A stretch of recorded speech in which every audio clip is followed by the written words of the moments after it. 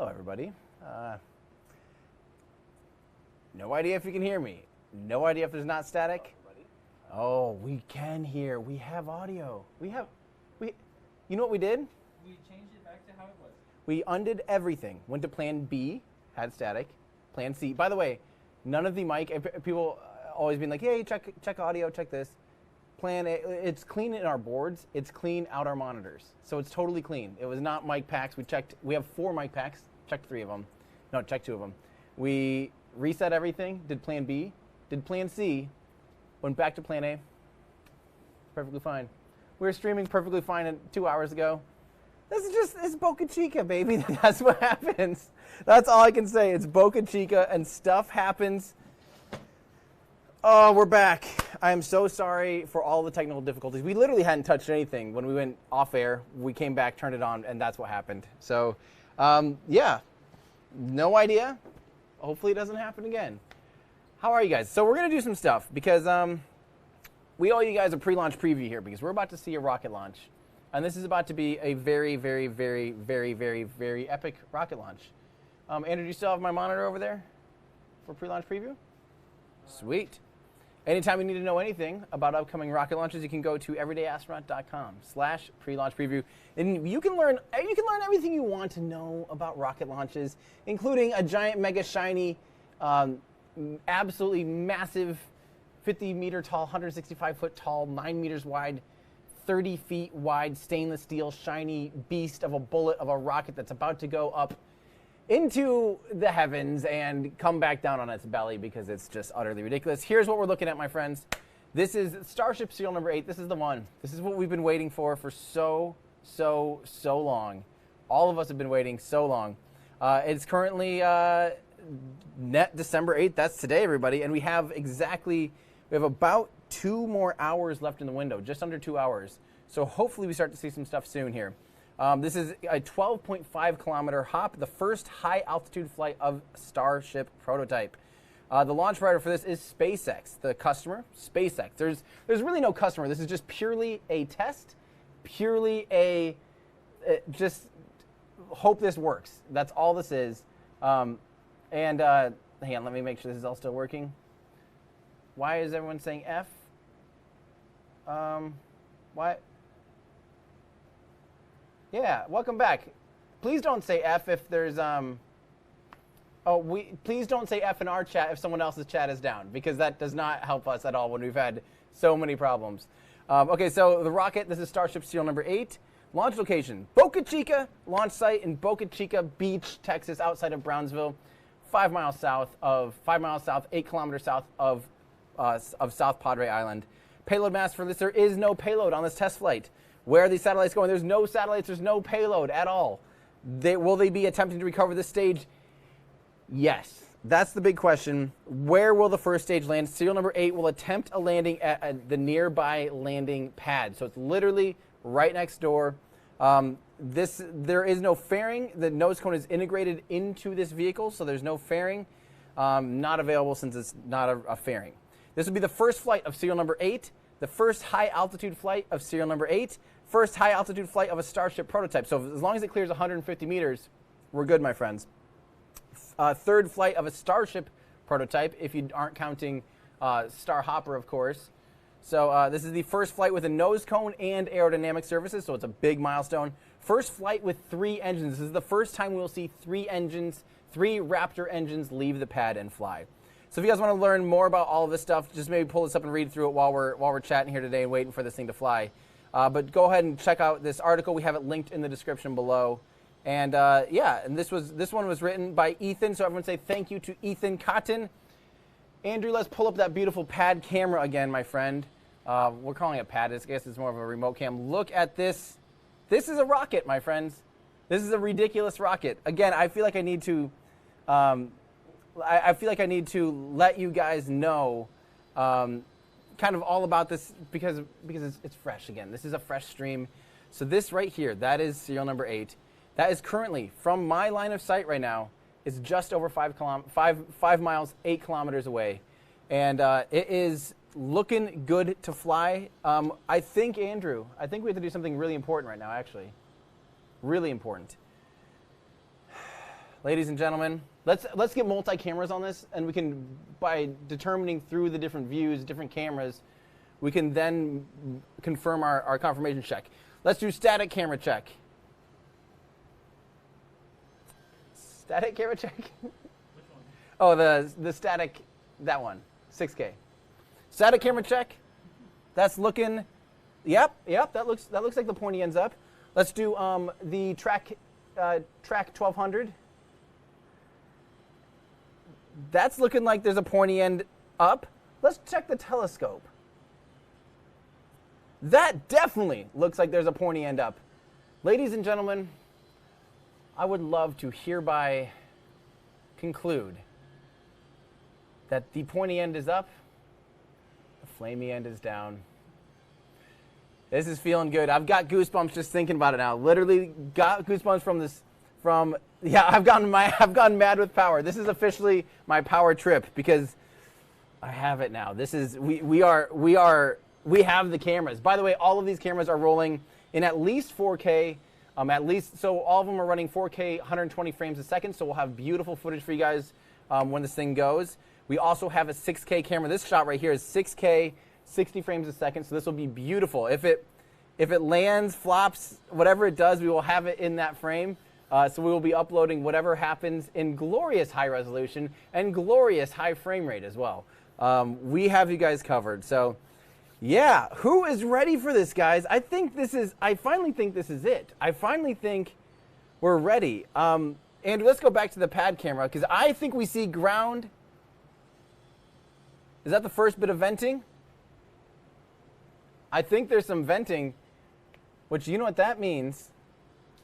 They're chilling the tank down. So let's see if it goes.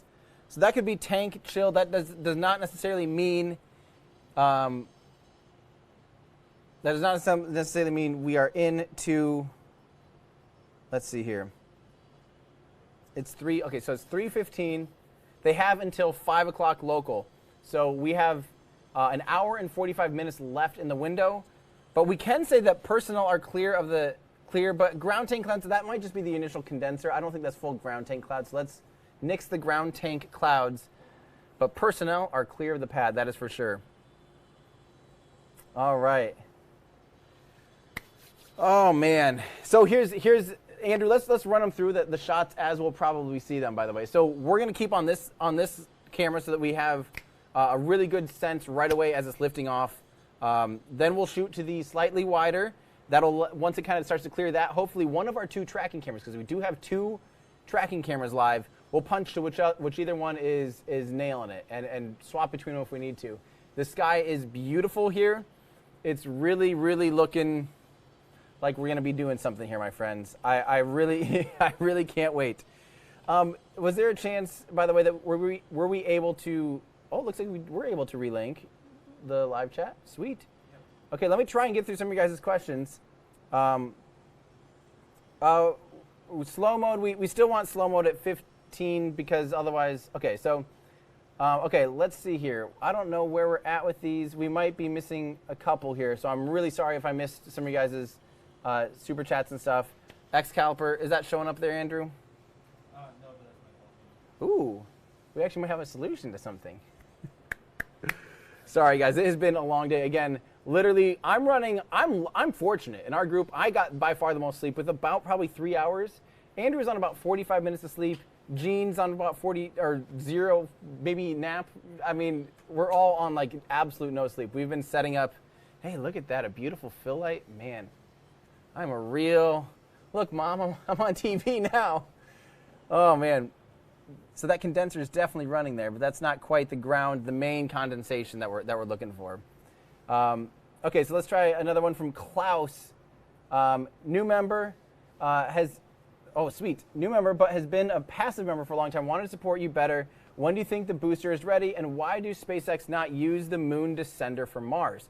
So that's a good question. So first off, thank you for your support, Klaus.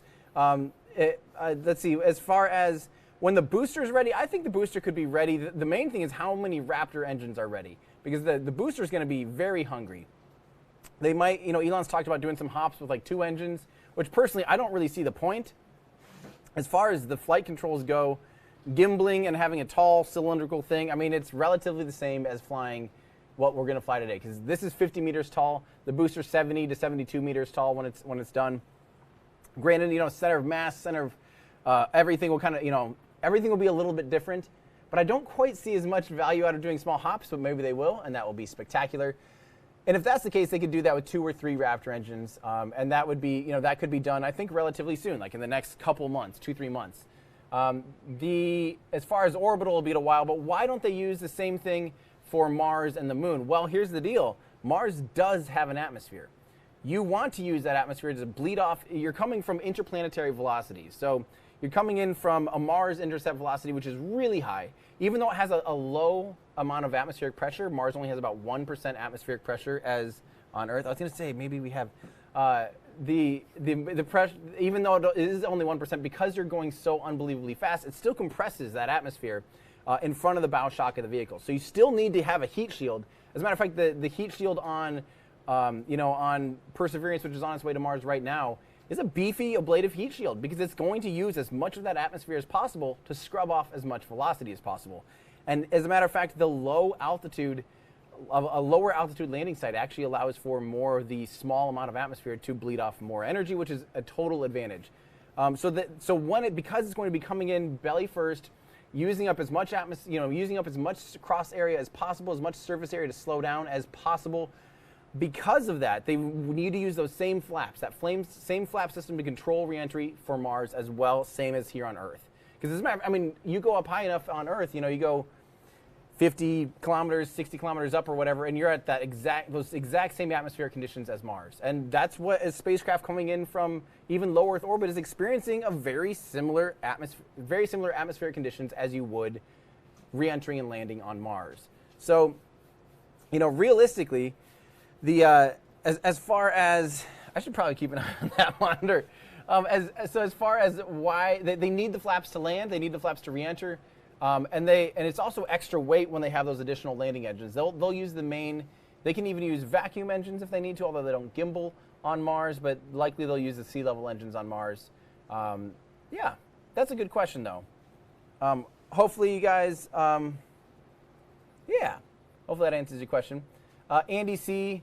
NASA's photo plane scheduled to take off for Boca in 1 hour 45 minutes according to flight radar. So that would be 2:12. This might be old. I might be kind of out of order here on some of them. What is the first one? Modified. Again, I'm really, really sorry that I know we're missing some people here. But just to try and stay on top of what we have, to those of you that happened to sneak in when we had some bad audio issues in Super Chat, that means the world to me, because I wasn't even paying attention and you were still supporting me in the middle of troubleshooting. Sometimes that is the most panicked conditions. I think, as everyone can attest, it is a slight panic, but we remain pretty calm, because I think, when there's no point in panicking. It's not gonna. Don't panic. Exactly. Don't panic. It doesn't help anything. So we're just like, all right, let's work the issue. Focus in on work the issue. So thank you to those of you that we did miss. That we missed your super chats. I really appreciate that. We're gonna get through some of these here. So. All right, this is from Madi Fried saying, welcome back, Tim. You sound awesome. Thank you, Madi Fried. I'm glad that we got all the gremlins worked out. Hopefully we get the gremlins worked out so SpaceX doesn't have to. Hopefully they've got all their gremlins worked out. Look at how clear it is. Oh, please stay this clear. Please, we don't want another in-flight abort. I shouldn't even whisper those words, because we just do not want that at all. Discord, by the way, thank you guys for tracking that flight for me. I'll keep an eye on that as well. Ranger 1's asking, what's the deal with the plane and why is everyone so excited about a NASA plane? Well, if NASA's sending a plane out to do observations, obviously flying near the airspace, obviously that's a pretty good indicator. They're not going to just fly it around all willy-nilly. That's a good time indicator for us. If we see that there's a NASA plane circling and going to maybe have a camera and stuff like that, then that's a good sign of things happening. NASA's not going to fly a plane around at thousands and thousands of dollars a minute or whatever. For no reason. So that's a really, really good sign. All right, this is from Mike Holtikers. Good audio now. So Starship go boom equals none of us needing adult content for months, right? So that's you know what? I still don't know. I'm actually feeling, I'm feeling maybe too confident that we'll at least see it go for the belly flop to tail down maneuver. I'm feeling good about that. I don't know why. I don't know what it is. I just have this feeling that we're going to see it up there and we're going to watch it come out of the sky, because don't forget, this thing, this enormous thing is going to be going straight up, flying to 12,500 meters. That's 40,000 feet, basically, just over 40,000 feet. That's high. That's, airliners fly at around, between 30,000 and 35,000 feet. So, a little over 10 kilometers. This is flying just above a normal airliner, and then it's going to be falling on its belly. So right now, as we can tell on this camera, it is vertical. It's going to be coming down horizontal. It's going to be pointy in sideways, flamey in sideways. This is going to be unbelievable, and I'm actually feeling pretty good about that transition. Once it transitions and going for reentry, coming down horizontally, I'm feeling pretty good about that. I don't know why. I just do. I just feel like they've had extra days to work issues. It's just feeling good. So, yeah. Oh, baby, look at that shot. We are getting all beefed up here, my friends. This is awesome. I'm starting to feel the energy, which is good. On 3 hours of sleep, you need all the energy you can get. We have a new membership from John. Thank you so much. Julian Church, thank you for your tip. I really appreciate that. David Swenger, hoping for a launch, brother. We all are hoping for a launch, big time, absolutely. I think, I'm feeling pretty good about this. I'm feeling pretty good about this. I don't know about you guys, but yeah. This is from Quiet Storm. How's it going, Quiet Storm? Glad you're back. Thank you so much. I'm glad you guys are back too. Again, that's really generous of you, by the way, Quiet Storm. I think, I'm just looking at this teeny tiny little avatar, but I think I know Quiet Storm from Georgia, if I recall. Met at Falcon Heavy, if I recall. I might be totally wrong. But thank you again for those of you that are tuning in now. Michael Grove, I believe that we did actually tweet that we're back, hopefully. Mark Mons, technical issues are unavoidable. Demo gods have cursed me many times. Glad you're back on here. Good luck to you, SpaceX, and everybody in South Texas. So yeah, like I said, honestly, the only thing we changed was we went to backup plan B, didn't work. Backup plan C, didn't work. All weird, totally different issues. Went back to just plan A. Turned it all off and on again, like 10 times. And we're good to go. So thank you guys for hanging out. This is from Cridge. Hi, Tim. What iPhone do I use, 12 Pro or Max? I'm just on the 12 Pro. I'm the laziest photographer these days as far as actual photography goes, because that image that I took the other night of the thumbnail for this, was just taken literally in 10 seconds. We spent all night shooting with 6K cameras and 4K cameras, slinging big giant tripods, getting out, big expensive lenses that are worth, more than some cars, like spending a lot of time getting all these artsy shots. And the one that I end up using and admiring the most is literally just a lazy shot on my cell phone. Took 3 seconds. It was basically, so I used to always say when I used to teach photography classes locally, and would just say the best camera is the camera you have with you. And that's 100% the case. So, all right, we are seeing some actual kind of venting. That's a good sign. That's a good sign. Looks like the recondenser is still on, so that's awesome. Let's see. So that looks like actual ground clouds. We might be about an hour away. We'll have to obviously wait until we see the rocket doing more things. But Andrew, as soon as why don't you flip to the remote, and let's go ahead and actually say, well, that's not really showing that much. It's not the full-blown condenser, but it does look like we're getting close. Okay, so looks like it's just the recondenser pressing again. Once we see some movement on the rocket, I don't know if I'm ready to call ground tank, because that's not a ton yet. That is not an insane amount. Craig Johnson says, congratulations on getting the stream back. Biggest event, and I'd be devastated for you if we missed it with you. Also, what do you think the most important experiment on ISS has been? Wow, that's a wow. Yeah, that thought crossed my mind. Like, what if we came down here, did everything that we possibly could, and then just wouldn't have been able to go live? I would have cried. I would have sent out a video of me just crying, and then everyone can just make fun of me. That's exactly what would have happened. But as far as my favorite experiment on the ISS to date. Man. Well, so I like, and okay, there's been different work with cornea, with eye tissue, with heart tissue. I think anything that deals with growing human tissue or human tissue analogs, basically, in zero-G, so we can do things that we physically can't do here on Earth. That just fascinates me. There's a lot of interesting research that can only be done on the International Space Station that just physically can't be done. You cannot grow cultures in zero-G on Earth because you're experiencing 1G. Like, what was that? Oh, no. Are you serious? Yeah. No, remote. So the problem with remote cameras, there's big birds and they love to land on stuff. And despite our best efforts, well, remote cam's gone. I guess we can shoot it. We can turn it on. And do we have any other cameras still on the? You can check on Zcam software and see if. We have none? But we still have the Chronos, maybe?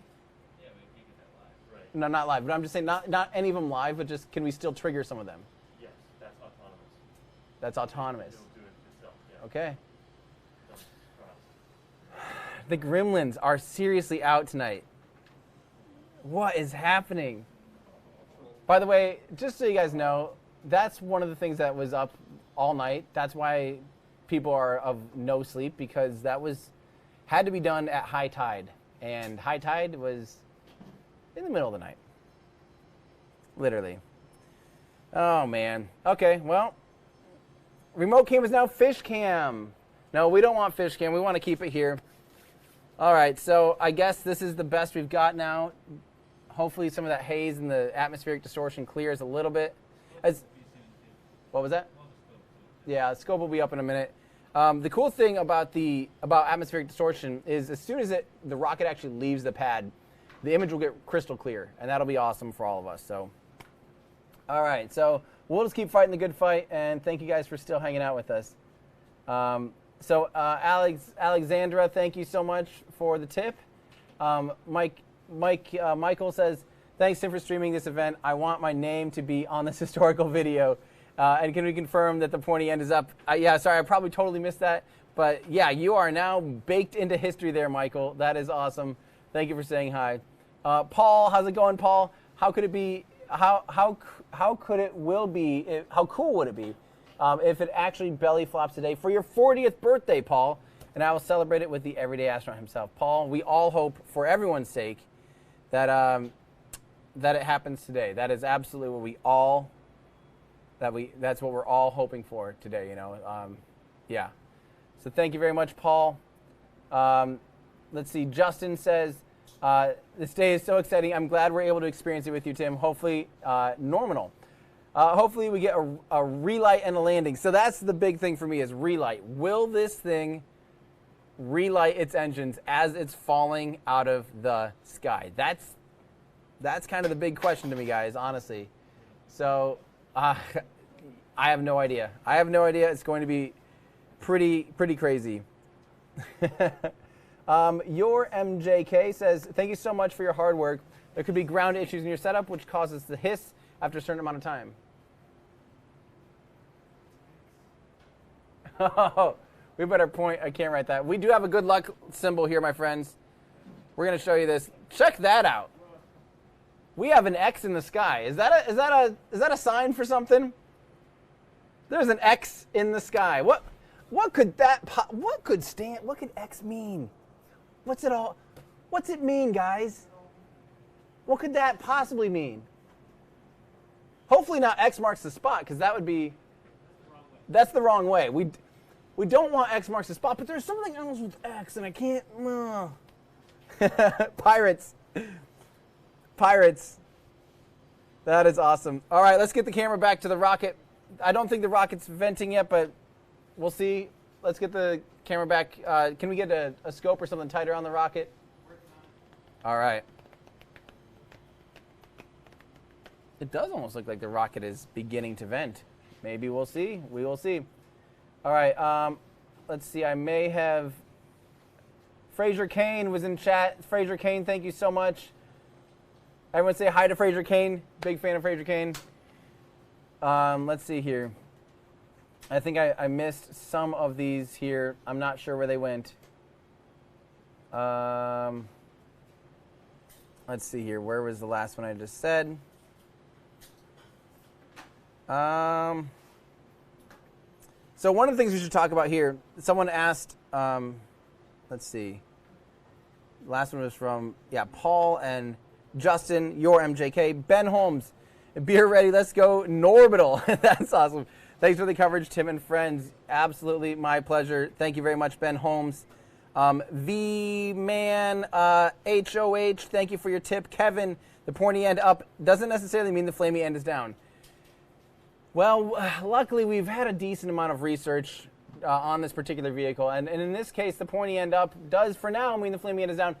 Doesn't mean there might not be other flamey ends at some point today. We hope not, but that's not the one and only flaming end for now, so we'll see.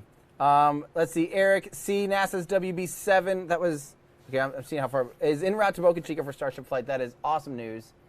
I'm trying to find where I am here. I still haven't quite got it. Sorry, I'm probably missing some because I think we're having some problems. And as a matter of fact, even tomorrow chat is borked again, unfortunately. I might just have to read these manually. Let's see if we can get tomorrow chat back up. Sorry, guys, we may have lost. It's just the gremlins. Yeah, we definitely... That does appear to be the rocket venting. Wow.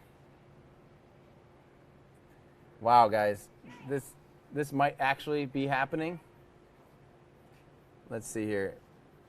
There's definitely some people I have to say thank you to. Man, let me try and just get through these real quick. Free positive energy. I was thinking that perhaps a future Starship may be able to incorporate advanced ion drives using solar panels to power the ion drive. Ion drives are amazing, but when you have a vehicle that weighs 100 tons, you would need like 200 tons of ion drives just to drive it at any reasonable rate. They're horrendously low thrust to weight ratio. To be able to really do any work, substantial amount of work, and produce any delta V change, you would need a lot of them. They're really heavy. They're just really not the right use case for a vehicle of this size. We don't have anything good there yet. So, sorry, I might be totally, I'm sorry, oh, there we go. We do have this back up. Okay, let me see if I can't get back into some of your guys' here. Again, I'm sorry that we lost some of them. Sean. Oh, it still doesn't work. Paul, does that work? Nope, these are just disappearing. Oh, I might need to make the thing bigger. Hang on. Line count 200, is that what's happening?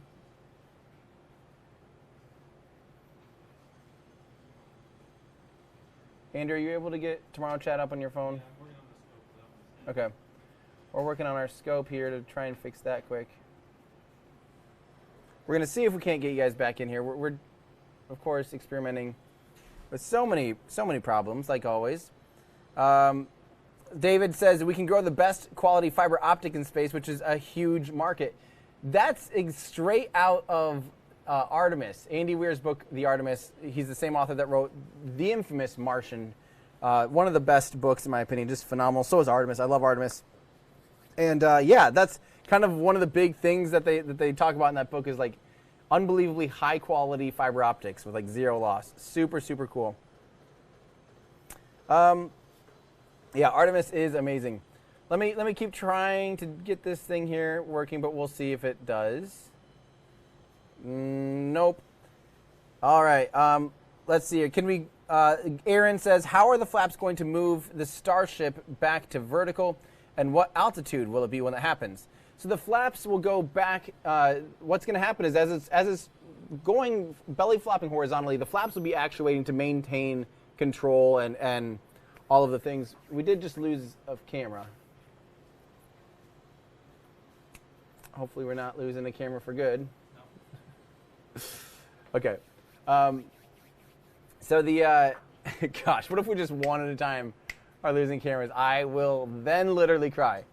So the belly flop, the flaps, the ailerons, as I call them, will be kind of going like this and maintaining control by basically pinching and adjusting their amount of drag. By adjusting their drag, that's how they precisely guide and maintain orientation and all of that stuff. So I need to maybe brighten myself up a little bit. Sorry. So the other part is once it goes for the flip, it's going to tuck in that nose cone set. No, tuck in the aft fin. Sorry, the ones in the back, the big ones. Tuck those in, and by doing that, it actually allows for more airflow. Right, the airflow is going to be hitting the top ones, helping it to tip up. It'll also relight some engines, and we're thinking according to Declan Murphy from FlightClub.io, which is he's who helps with all of our data and our telemetry. His simulations are showing that it looks like 2 seems to be kind of the magic number for the landing burn. It'll have 3 engines on ascent, of course, and it's going to scream off the pad, by the way. It's going to scream off the pad. According to Declan's simulations, it's looking like it's going to pull over 2 Gs, even at a low throttle setting, even more like 2.5 Gs off the pad. So this thing will just yeet out of there so fast, you're going to have to just hold on for dear life because it's going to be absolutely wild. We lost that camera now, Andrew, obviously. Yeah, give us 1 second. We're doing some fandangling, bandaggles. There we go. Yeah, he didn't lose anything, but yeah. Yeah, we're just doing some rearranging, swapping out SDI to HDMI converters and SDI cables and all the cables. Just swap them now. So yeah, so but it looks like that kick maneuver is going to be most likely using 2 Raptor engines. That seems to be the magical number to be able to provide enough torque for the flip, also provide the right amount of landing propulsive power to really kind of give it a sweet spot. So it's not too low, because if they just use 1 engine, they could do it, but they'd have to start really early, which is extremely inefficient. If they do 3, it's almost too aggressive. It's a really intense suicide burn. So, yeah. The shot pulled up right now would just look the same. I like the water. I like the water in the canal, and the fact that there's kind of people down in there. I like that shot. All right, so Cactus, I don't know if I'm going in any kind of order, and it still doesn't work. But Cactus asks, chances of total mission success. I'm moving my official gauge of mission success from 10% to 15 and maybe even 20. I'm at like 18%. I'm feeling way better about it now than I was last week. A week ago, I was just thinking, no way. But I feel like they've been spending a lot more time, seeing them move some of the stuff with the FAA from 15 kilometers to 12.5 kilometers. Probably means they're learning more. They're getting some pushback and back and forth with the FAA. They're learning the vehicle more. They're learning the scenario better. I feel like it's tightening up. It's tightening up, and I think that's a great thing. Zane, thank you for your tip. Jimmy Edwards, thank you. Senator, do you have a remote drone to chase birds? I mean, you can't fly a drone where our camera is. It's within the flight restriction area. Of course, there's no one at that camera, so we are not able to. We should get some like noisemakers or whippy motors or like servos that are just sitting there spinning or something. I don't know. That's not a bad idea. Otherwise, C's, thank you so much. Daniel Root, why aren't the boats an issue like they have been in the past? There's an entrance to the South Bay, it's called, which is previously during launches, boats were able to, or during static fires and short hops, boats were capable of going into the South Bay. Now, the mouth of the South Bay is about 4.5 miles away. Boats were able to go in there, but the problem is then once they're in there, there was no one to patrol. Now we have the Coast Guard, the sheriff's boats and stuff patrolling the mouth of the South Bay, so no one can go into the South Bay. And of course, we have a temporary flight restriction and things that are going to prevent the Coast Guard's right there at the mouth of the bay, so people do not go south towards the launch site out in the Gulf of Mexico either. So as far as potentially causing a scrub, it's a lot less likely because boats can't even get to the point where they can cause a scrub in the first place. They're kind of held at bay. Yeah. Okay, so Zap Anderson, the pointy end is up, but how do you know the flaming end is down before they light the fuse? From years of Starship stalking, we know very well exactly where the flaming end is on this vehicle. Thank you, Zap. Evan Cook Music. I think NASA plane is on the way. Yes. Discord. What is the latest on that NASA plane? Let's see it.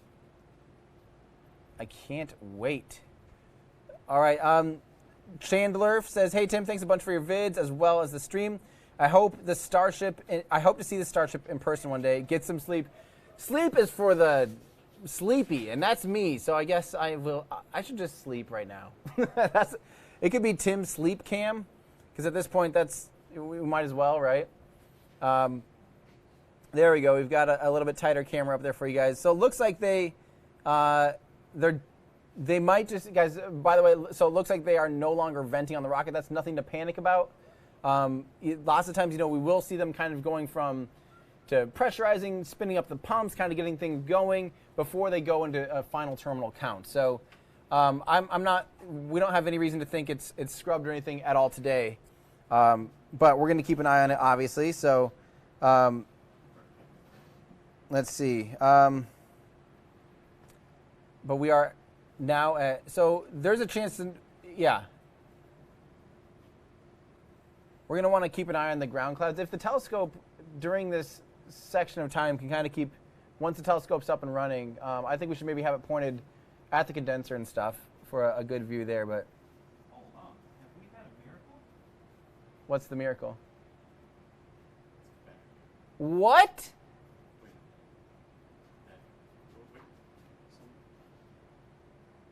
Is there a bird on it right now or something? There must be. Can we find it? No. That is hilarious. No way. Cameraman. I trained that bird. Yeah, we've spent years training birds, and it's paying off today because, Maybe it was standing there and weighing it down. Good bird. Good bird. wow, this is unbelievable.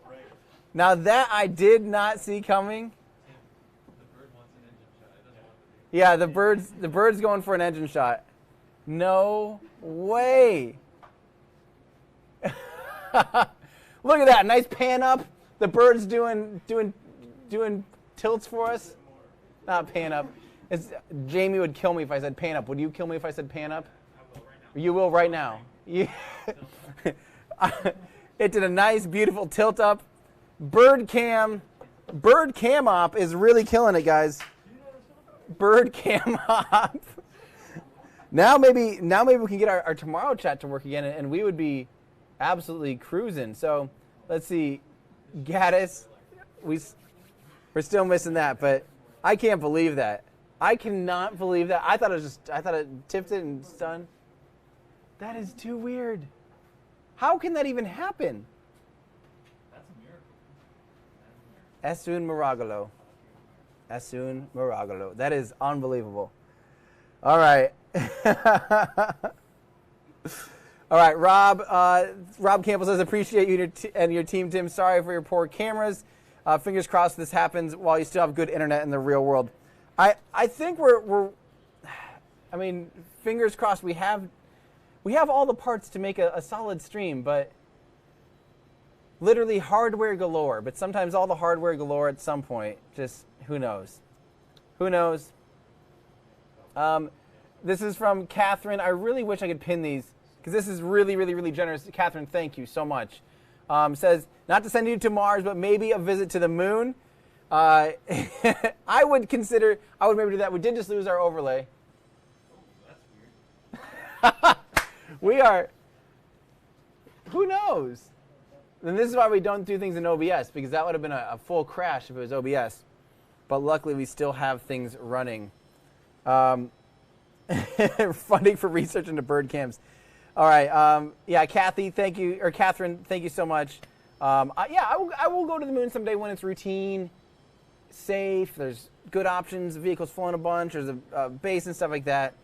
And we're back with that. So we're definitely seeing some venting again.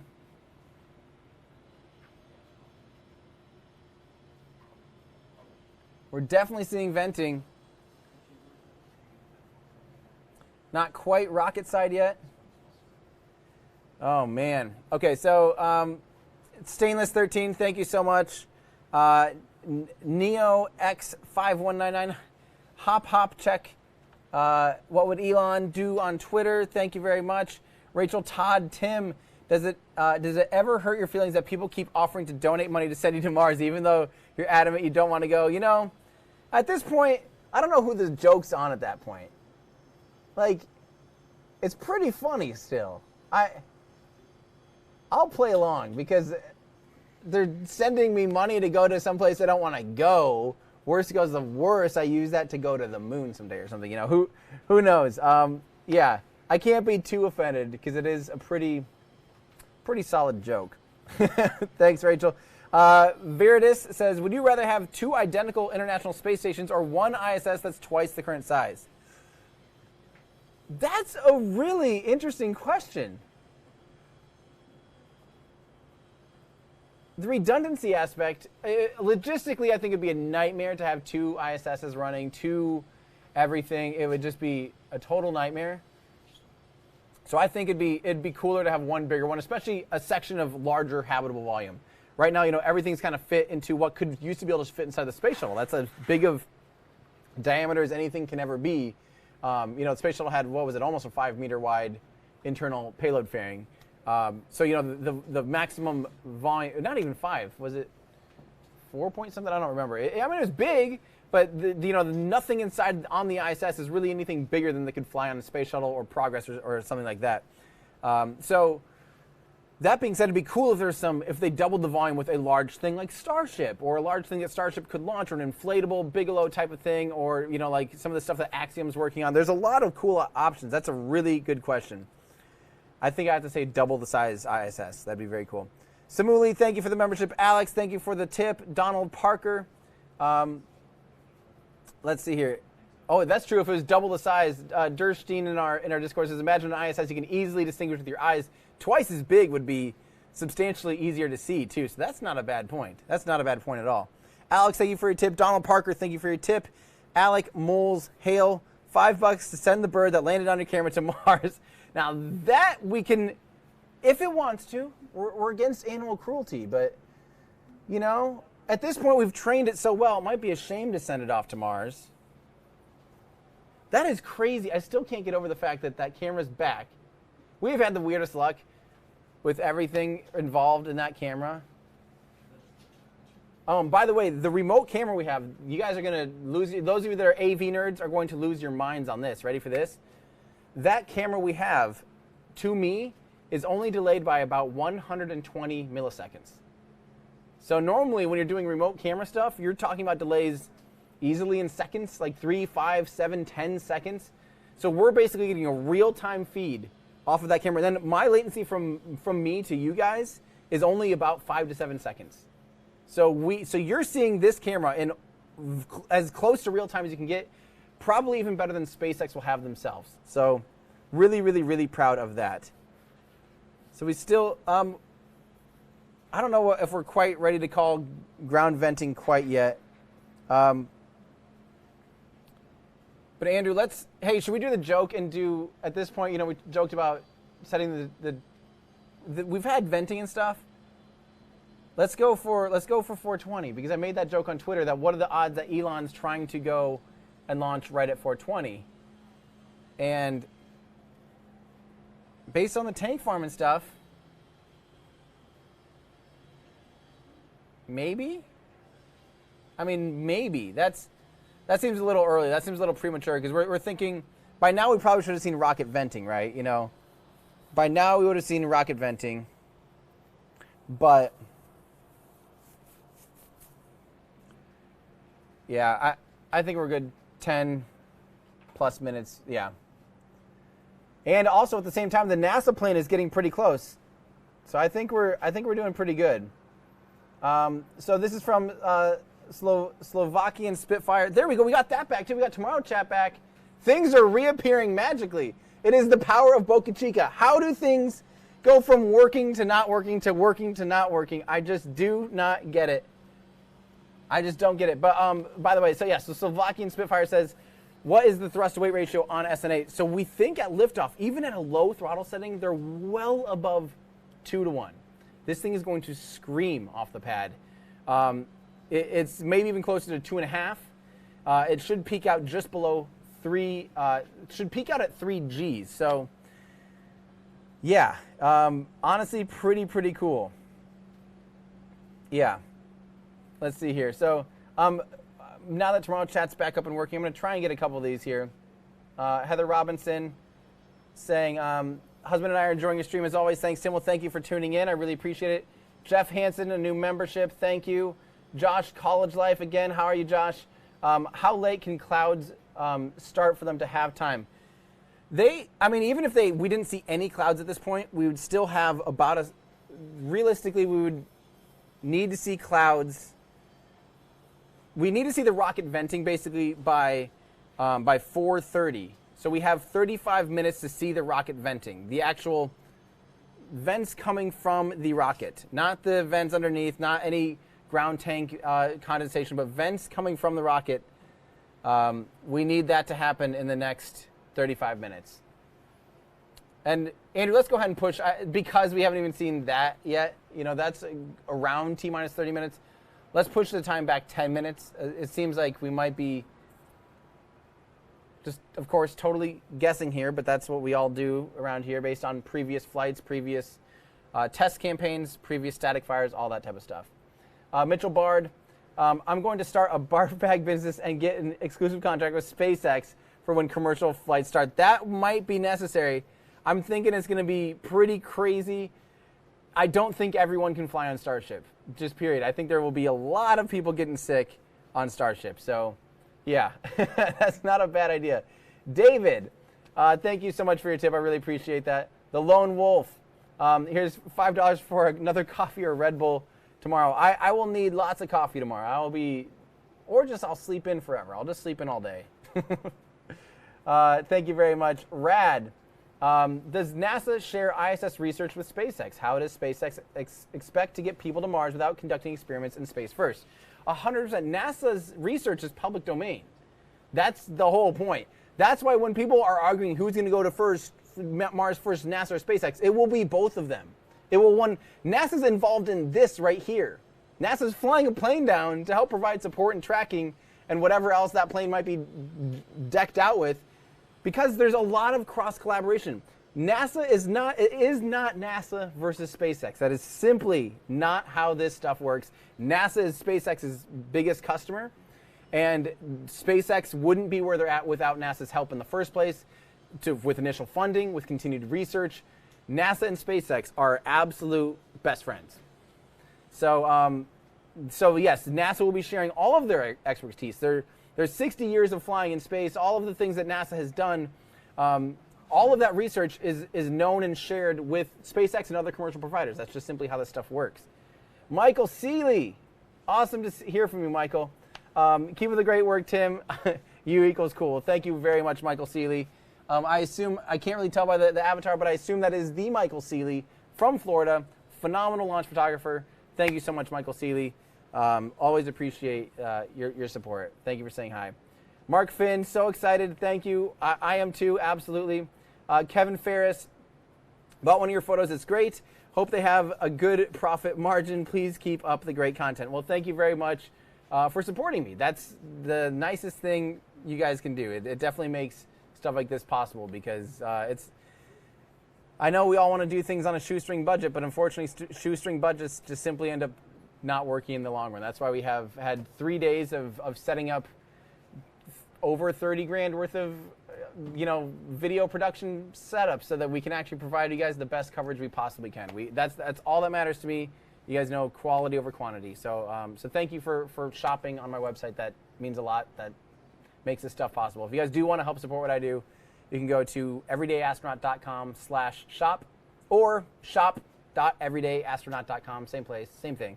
It's brand new now. We do have things like this full flow stage combustion cycle hoodie. You guys have shirt and hoodie, onesies, all of the things. We do have those up for sale right now. 10% off today by using coupon code LaunchDay. So if you guys want to support what I do and you want to take home a little feeling of, I was there watching the first time 3 full flow stage combustion cycle engines took off in the day of serial number 8, you can commemorate that today. You can pick up anything that is full flow stage combustion cycle, any of the apparel, 10% off today. So, and we also have new things like drinkware. Big fan of having drinkware finally. So check it out. Put it on your holiday wish list. Yeah, it means a lot to me. So thank you guys. Jake Bush, thank you for the membership. Edward Plomowski, thanks for doing all you do. When this thing takes off from Mars, how will they avoid damage from kicked up rocks? That is kind of the question. There's not. How do you land something on Mars and take off without a launch pad and a landing pad?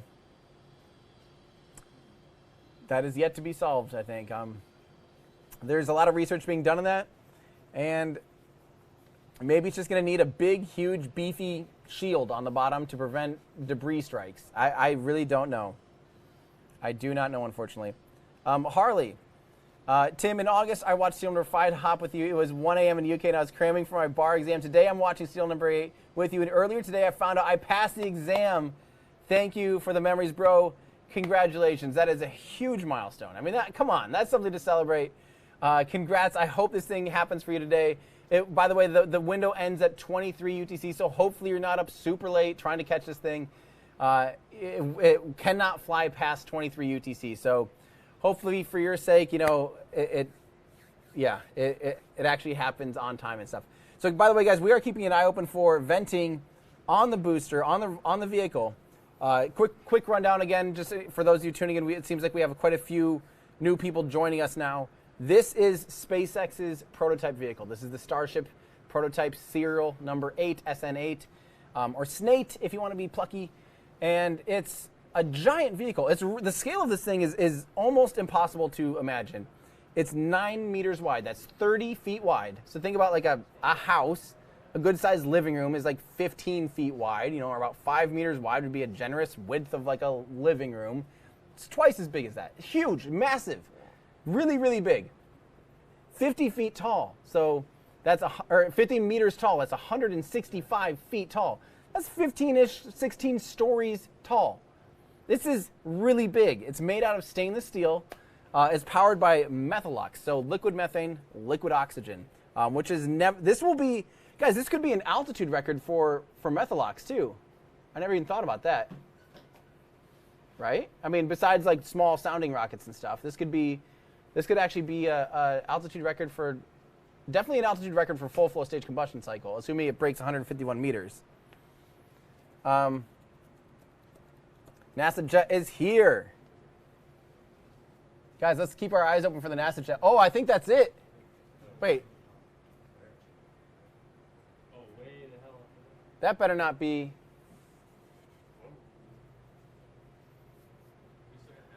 Friendly reminder to the crew running cameras: there is a mic over there, so please keep all language in our Q zone. That mic is broken, actually. Okay, that mic's broken. Okay. I don't think that's. I don't know. Do you think that's? Well, it could be really far away though. NSF is tracking that plane. I don't know if that's... Ryan, you got the scope actually running? Oh, yeah. Let's see. I love that scope. It is so cool. So Cosmic Perspective runs the scope through joystick, and it's the coolest thing ever. Are we actually seeing venting? We're hearing reports of venting, so let's check back on that. Let's get back to Ryan when he's got it. Oh, the rocket is definitely, look, engine chill. We got venting underneath. Let's see what time. Let's set T minus. Oh man.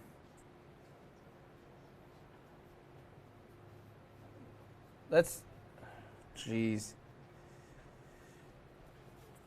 Set it to 4:35.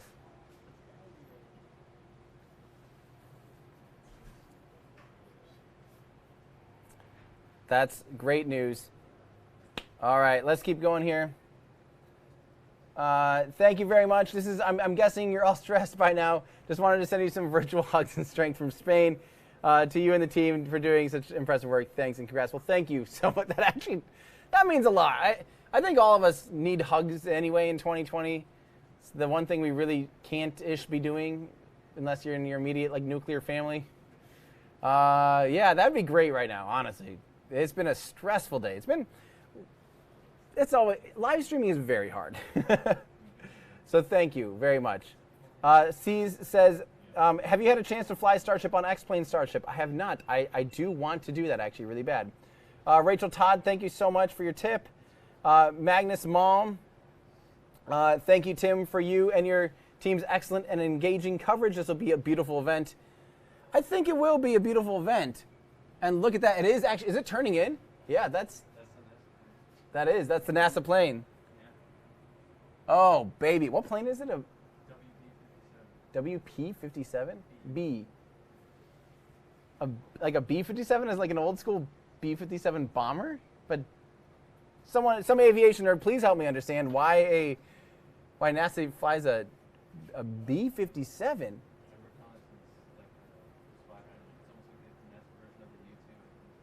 I can't. WB-57. Wow. All right. That's awesome. This is good. So that gives you, what is this altitude right now? Can someone hit me up with the altitude? Because once we know the altitude, that gives us a pretty decent sense right there of, oh, yeah, it is kind of like a U2. That is kind of like a little U2. It's at 12.5 kilometers. Fancy that. It is further away, though. It's a lot further away, but that still gives us a sense. Yeah, it's at 4,100 feet. Yeah. 41,000 feet, Yeah, so that's 12,500 meters on the nose, but it is pretty far out. It's obviously outside of the TFR. But so it'll be a lot closer than that, but that's how high it will be. That's insane, guys. Even on 2,000 millimeters, we're not filling that up, are we? Let's try and get out on a wider camera. Although Starship will be a lot shinier and a lot bigger than that. Yeah. Wow. Okay, let's go back to pad camera. Igor. Let's see here. Of course, now chat stopped working. It just seems like that's an every other thing. We lose one thing, we gain another. Lose one thing, gain another. Igor says, given all these it works. Okay. Given all these unexpected challenges with the live stream, imagine what it's like to make this launch happen. Thank you to your coverage. It's hard work. That's the thing. When people are like, why is it taking so long? Why are they scrubbing? First off, how can you scrub that which has no schedule, right? Like, how do you have a scrub on something that doesn't even have a posted time? So obviously, I would never consider anything in Starship a scrub, really, unless it's like they're literally down to fueling up and all that stuff.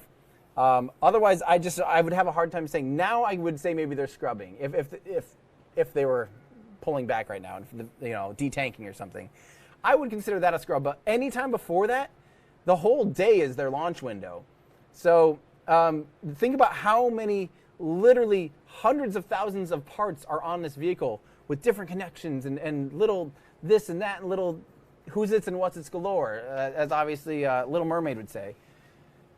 It's really, I cannot imagine this. Just setting up a live stream with what we have here and all of the things that need to be connected and done properly and shielded and all of the considerations just to make a stupid YouTube stream for you guys is really hard and took days of work to get up and running. Days and days and days of work. So I cannot imagine the work gone into building a rocket of this magnitude. Wow. The Lone Wolf, thank you so much. Mihu, thank you very much. Jim, so pleased to see you back online. Thank you very much. William Wallace, thanks for the membership. Stefan Morrow, thank you. I'm just happy I can watch this live. Keep up the great work. Thank you very much. And there's Fraser Kane. Hopefully that actually, I can't because I already undid it at some point. But thank you, Fraser Kane. You're a hero of mine. Let me see if I can push. Yes! Fraser Kane. Universe Today. Thank you so much, Fraser Kane. Yes. I even had to just look at that on the monitor because that's cool. Fraser Kane's here. That's awesome. Unky Tunky. Hey, Tim, love learning from your channels. Taught me so much, so many things. You are the reason I love rockets. Your content is so good. Kudos. Well, thank you so much. Hopefully we see the most wild and unbelievable rocket launch that I've ever seen. And likely that most of us will have ever seen. This is going to be hard to beat. This one's going to be really hard to beat. as far as a spectacle. Obviously, of total importance as far as spaceflight, even this year we had way more important things. DM2 was huge. Crew 1 was huge. All of the Mars missions were huge. China landing on the moon. These returning samples, JAXA returning, Hayabusa 2. Huge things happened this year. My Astro Awards this year are going to be unbelievable with huge things. But as far as a pure spectacle, as far as something unbelievable to witness and see and take in, I think this is it. I think this is right. I mean, everything else is as planned, and this has so many things that could go wrong, and if it can go right, it will be the most unbelievable thing ever. We got the bird panning us down again. Thank you so much, Bird Cam, trying to give us that fish shot that we've all been craving. We really appreciate that, bird. That is unbelievable. What a great, well-trained bird.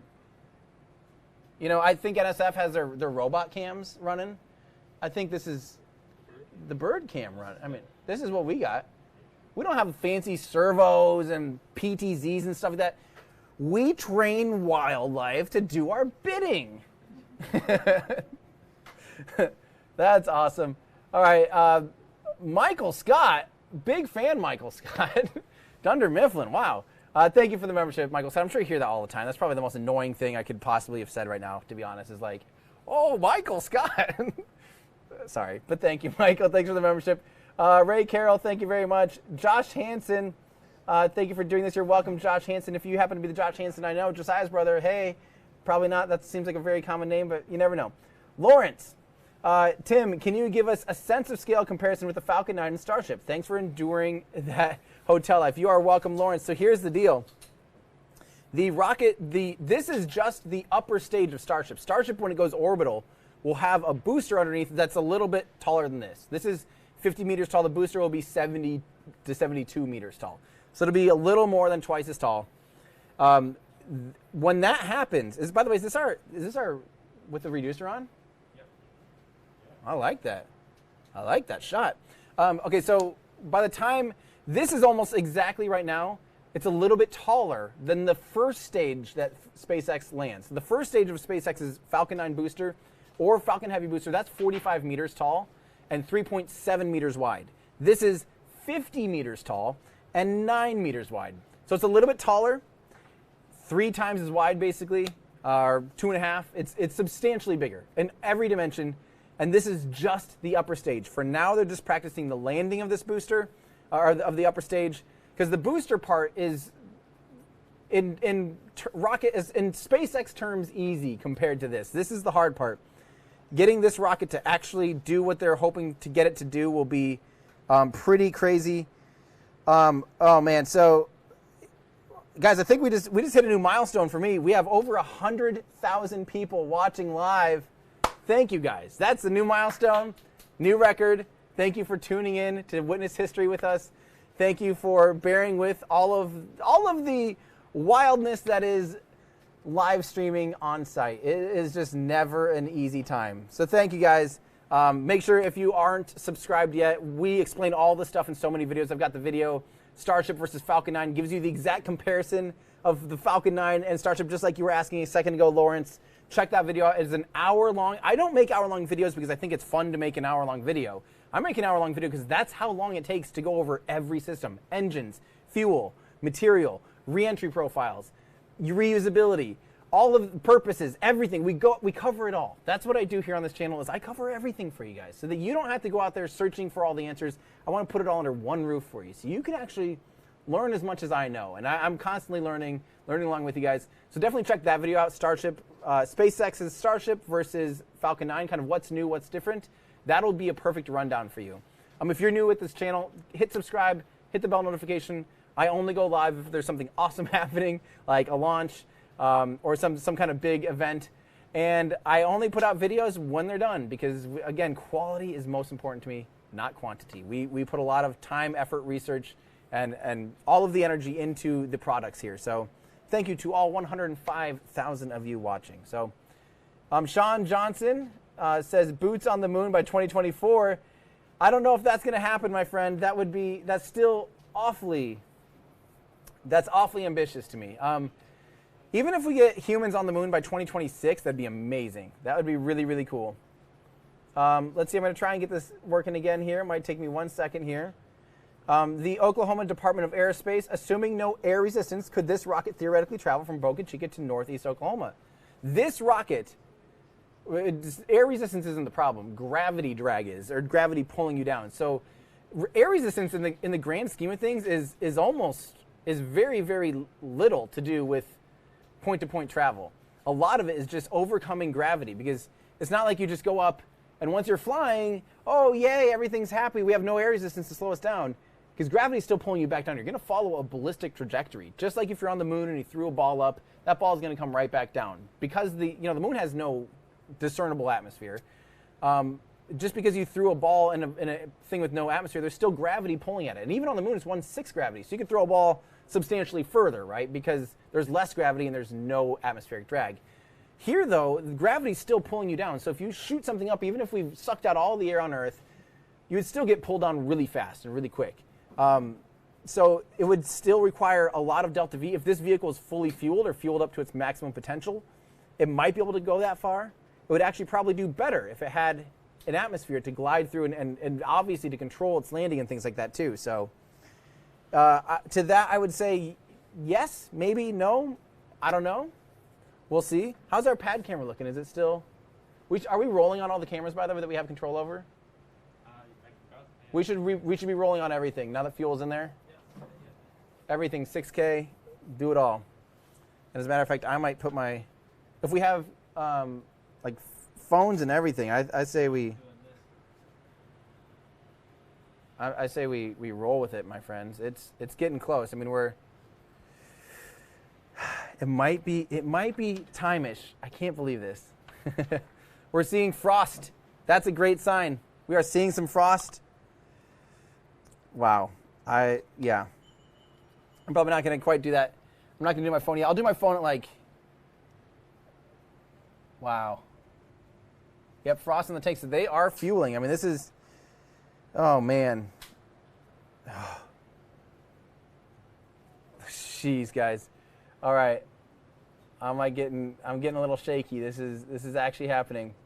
From Oklahoma. Sorry, our thing doesn't seem to be working. Gautham says, why is NASA interested in this launch? Because NASA is partnering. SpaceX actually has won round 1 of contracts for the human landing system for Starship. And it is currently one of 3 proposals to land humans on the moon. Not with this exact variant of Starship, but with the Starship family.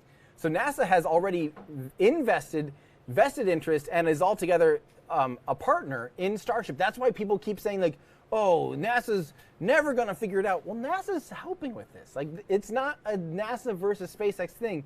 NASA is helping, and SpaceX is leaning into them, receiving funding. Not as much funding as they even have funded, once this thing goes orbital someday, NASA's already paid to see fuel transfer between a header tank and the main tanks. Because don't forget, this rocket has liquid oxygen and liquid methane, but it also has smaller tanks called header tanks inside this rocket that are necessary for the landing maneuver. Because when the vehicle's horizontal, with these tanks, they're not going to fill them up anywhere near full. These tanks will be filled up just a little bit, like 3%, 5%. I don't quite know the exact number. Not a lot.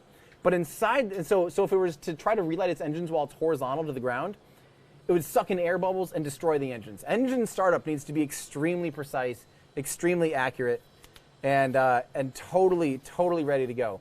So the header tanks are filled to the brim.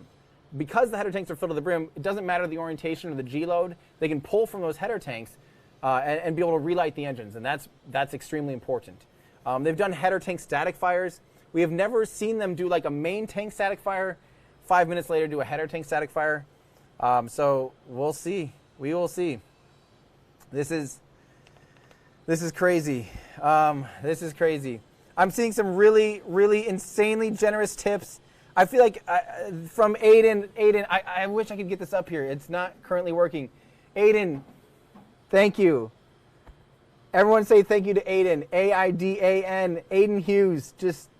That's insane. Thank you so much. Guys, this is happening. I'm feeling good about this. Aiden Hughes. Oh, man. Thank you so much. Everyone say thank you to Aiden Hughes. That is really, really, really generous. I'm going to make sure I do have SpaceX's stream pulled up too, so in case we get anything. My advice, guys, is have everything pulled up. Have everything pulled up. Get your, get get your phones out, get your tablets out, get your computers out, get your TVs up. Yeah, you should have NASA spaceflight up. You should have Lab Potter. You should have us pulled up. You should also have the SpaceX live stream getting ready. We're definitely seeing rocket venting. This is absolutely happening. Launch SpaceX now alerted. No, we're not going to rely on SpaceX now. Expected to launch, guys, in about. I mean, what is it? We're within 20 minutes. I mean, I don't see any reason why we're not within 20 minutes. Definitely not an hour. We're within 20 minutes. I wish that we could get some of these things up on screen. Oh, I love this. Kluich in our Discord channel shows a screen with just every single angle up. I love it. Kluich, that is awesome. So it's, yeah, I'm guessing slightly after 4:30 our time, maybe 4:35 or something.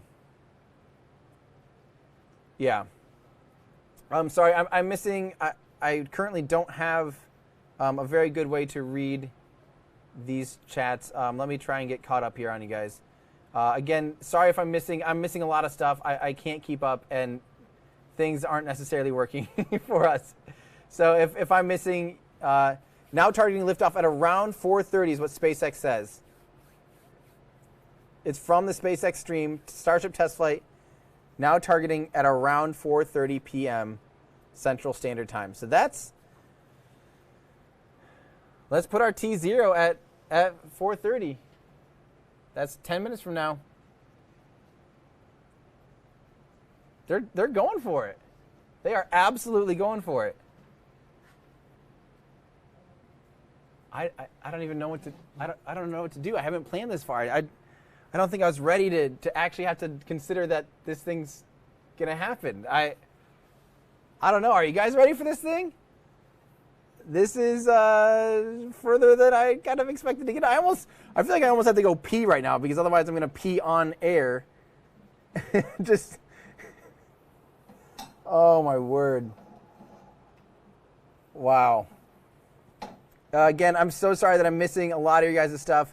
Like Wayne Fox, Tom Staples, you guys are amazing. Thank you so much. Oh man. I love seeing all these streams pulled up on everywhere. That's what we want to do, guys. Support everyone that's putting effort into here. If you have, multiple devices, like I said, get everybody up. Get NASA spaceflight up. Get Lab Padre up. Get the SpaceX stream ready. This is history in the making, and you want to make sure you have multiple options. Multiple options. Born ready, says DJ FM. Dang, Clayton Ginther, thank you so much. You're my go-to for live rocket launches. My friends and I watch these together, and I watch them as if they are professional sports. Thank you so much for everything you do. Thank you, Clayton. I just love this. I can't help it. How can you not be excited by this? I mean, this is something fun to look forward to. This is something good. Yeah, everyone, everyone's thumbs up, operators? All right, pointy end up, flamey end down, baby. So we got a plan to go from, we're doing it, guys. Woo! Andrew, I might need you to shoot just the thing. I really might pee on air if I don't go to the bathroom right now, which might be funny. That might be a good idea. That might be a great idea. I don't know about that one. Am I doing this to miss my family photo tonight? I'll be beat red in the face, so I miss my family photo tonight? If anyone out there happens to know that reference, I will. All right, I'll be right back. Ladies and gentlemen, we're going to just keep a rocket camera on you. I will be right back. Of course, everyone's going to say I missed it, but no.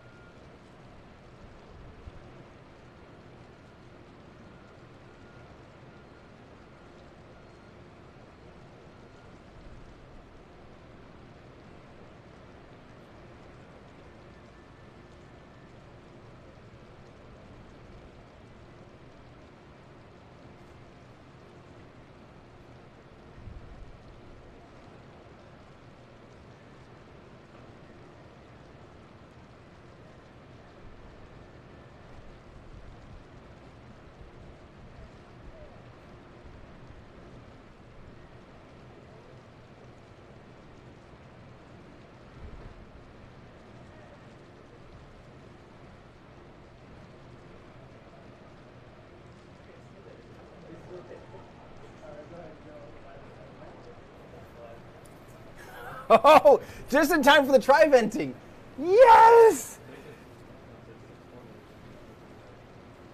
Their thing says what? There. Well, doesn't it say around 4, or is it still just a thing?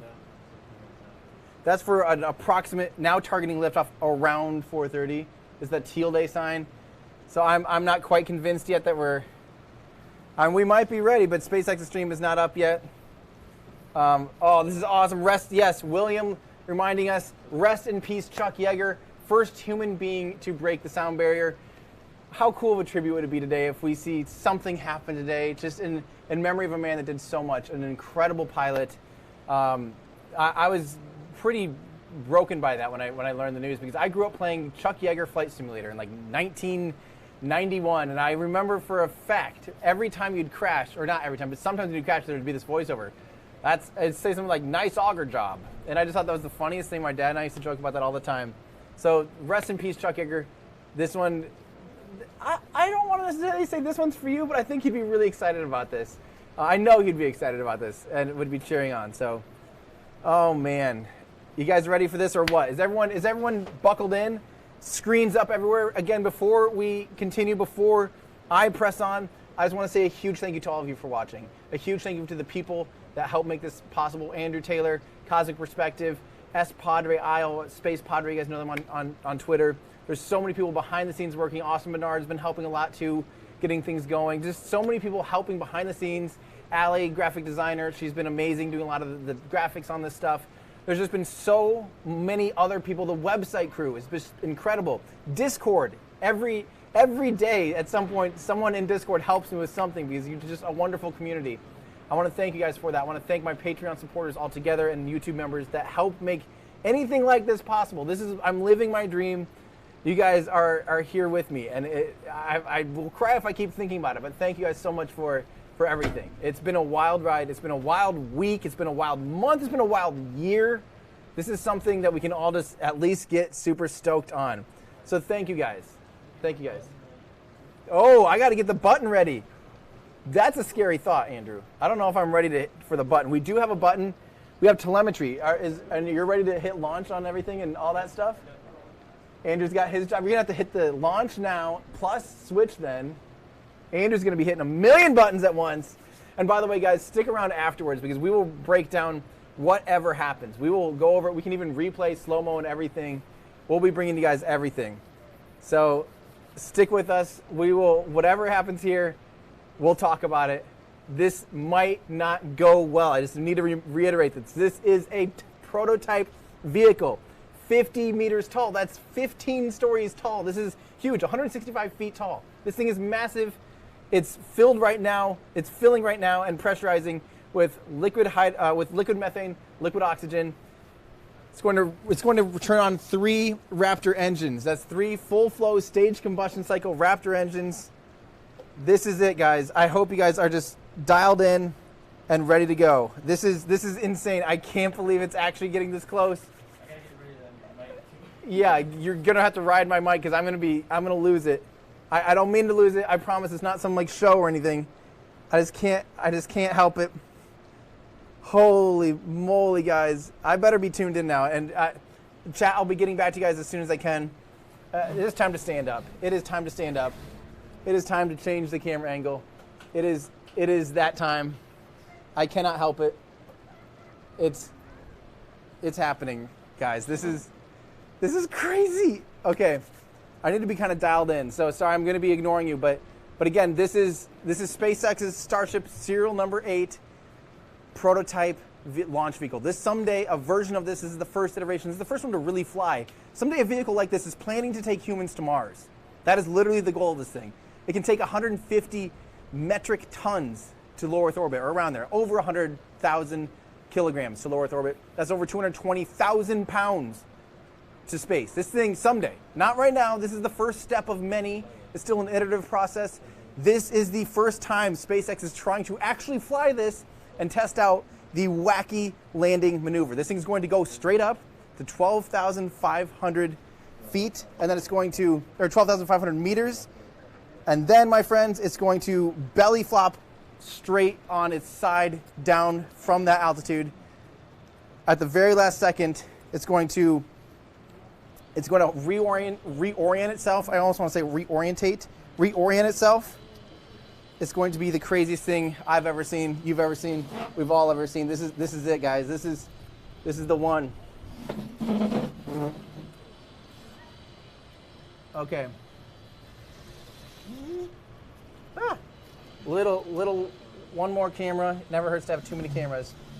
If I've learned anything in my life, you can never have too many cameras. This one's basically just butt cam, but whatever.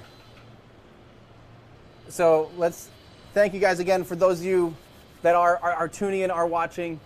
We don't really have an exact T0 time, but I am keeping SpaceX's, and other people kind of keeping SpaceX's stream ready to go in the backgrounds for an audio. Because when they go live, we should have a decent idea. When they go live, we should have a decent idea. Ooh, baby. I don't know if I'm ready for this thing. Honestly, I don't know if I'm ready. Are you guys ready? This is it. We're really close. SpaceX's stream has not started again. It does say teal day around 4:30. So that might be when the stream starts. They're planning to only go a few minutes early. So actually, we should almost all just stop panicking right now because SpaceX's stream hasn't started.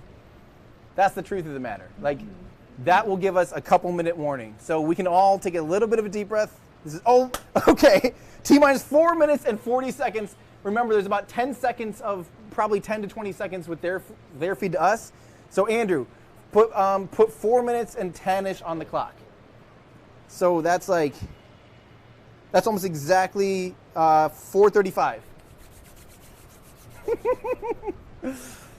Oh my gosh.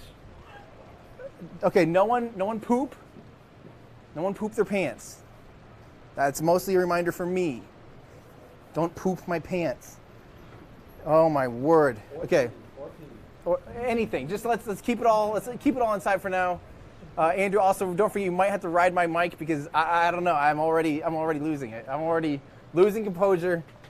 So for those of you that don't understand why this is a big deal, literally I think we've probably spent 80 hours testing equipment. We're one of many people, many teams out here that are here to try to cover this thing. And the amount of work you're doing day and back and forth, getting in the little boat with S Padre, doing all the things, setting up, nailing stuff to a thing and screwing 2x4s into a thing to make the antenna work, like all of the crazy stuff to be able to capture history, to witness history. This is a new beginning of the human era. This is literally the first time a vehicle that's trying to get humans to Mars will actually fly. Not just a little propulsive hop, we're talking fly. It's going to fall out of the sky just like Buzz Lightyear. It's going to fall with style and it's going to come down like this and try and land on its belly. This is unbelievable. This will be absolute history in the making. Again, this might blow up. This is not some hyperbole. Elon Musk himself, who's an eternal optimist, only gave it 30% chance of success. So if he's an optimist, I'm around 15. Of it actually doing the whole, going all the way up to 12,500 meters or 40,000 feet, falling on its belly, controlling itself during that descent, and then landing. It has to do this flip maneuver like this and land on its tail. Tiny little landing legs on the landing pad, basically right next to the launch pad. I mean, if this thing works,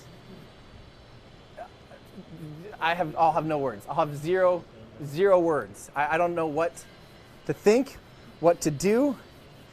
Sorry again, chat, that I'm missing your chats right now. We have to be all tuned into this because this again, my friends. I'm trying to not make a huge deal because I know I'm awfully excited. Adrenaline is rolling. When you're standing this close and you can see what looks to be literally a skyscraper off on the horizon, and you know that this thing's about to fly straight up and come back down. I mean, and don't forget, we're minus about 10, 20 seconds. So whatever we see there, be ready. So at T-minus 15, definitely be ready. So we're going to be ahead. Our stream here will be ahead of at least what you're experiencing, us experiencing the live stream for SpaceX will be ahead. But we'll probably even be ahead of SpaceX's stream if you have theirs pulled up too. So this will be something crazy to see. Right now you're seeing venting that is fuel they're pressurizing the lines. There's 3 Raptor engines, so all 3 of those are flowing, and that's also how they get the engines to be chilled down. I don't actually know exactly what that venting is. We're supposed to have an interview with Elon, hopefully after this goes well. We've talked about it twice now, and it sounds like maybe that's something we can ask and get exact details on. Why does it have those 3 vents per engine? Is it part of the engine chill down process? Because they actually let the engines experience the really cold temperatures of liquid oxygen and liquid methane. Liquid oxygen for SpaceX, they chill it down to around, well, on this vehicle, they probably just keep it around the minus 183 degrees Celsius mark. Liquid ox, oh, we're getting some venting from the top now too. Oh, yeah, come on, bird. Do your thing, bird. Maybe punch to the other camera quick. Although we're only about 30 seconds away. This is such a good engine ignition cam. Come on, bird. Come on, bird. Come on, bird. Okay, guys. Here we go. This is it. We're literally probably within about 10 seconds or so. Andrew, get ready with that button, with the launch now button. And then get ready to cut, because here we go. We're not cut off there, but cut to the next camera. Here we go, guys. This is it. Any second now.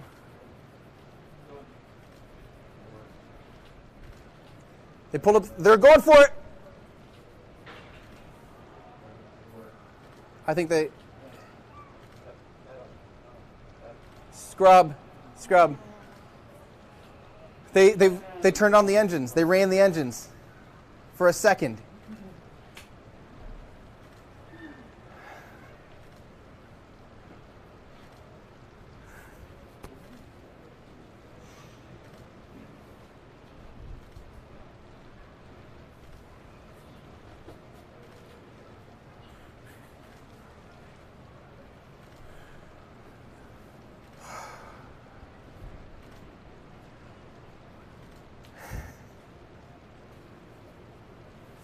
Whatever you guys are feeling at home, we're feeling it 10 times right now. It is, oh my word.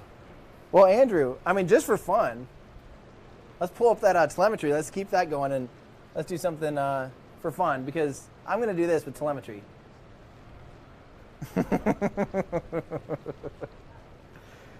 That, my friends, is called a scrub. Now, here's the deal. Don't get disappointed. The fact that it's still standing is phenomenal. That means there's another chance. That means that next chance is probably tomorrow. All day, come back, hang out, watch paint dry, get ready. Get ready for that same build-up and anticipation. Don't forget, this is a prototype vehicle. Nothing like this has ever been built, developed, tested like this. These engines are pretty temperamental. They're relatively new. They're full flow stage combustion cycle engines. Nothing like this has ever been done. Methane-powered Methalox engines.